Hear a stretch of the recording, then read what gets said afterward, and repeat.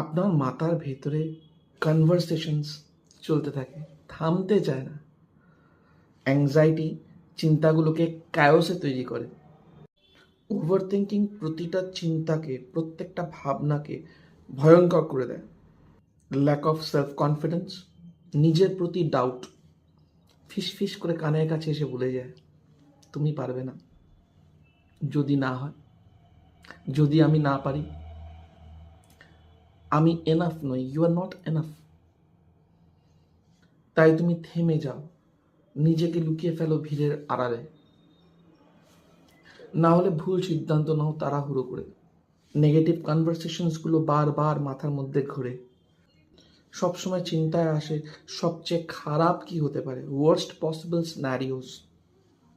Self doubt তোমাকে খেয়ে ফেলে, নিজের প্রতি যে নিজের ক্যাপাবিলিটি সেই সম্বন্ধে তোমার ডাউট এসে যায়।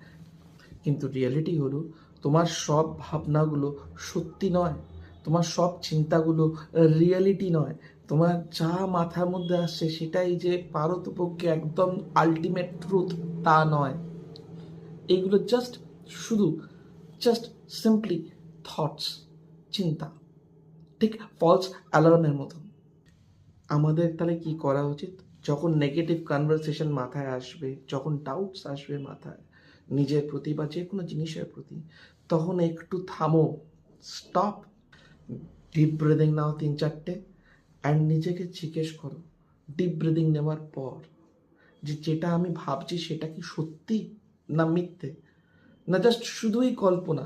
মেডিটেশন শেখায় মনকে শান্ত করতে, কগনিটিভ রিস্ট্রাকচারিং শেখায় সত্যি মিথ্যে বিচার করতে, চিন্তাগুলোকে বুঝতে এবং চিন্তাগুলোর সত্যতা যাচাই করতে। You don't have to do this alone.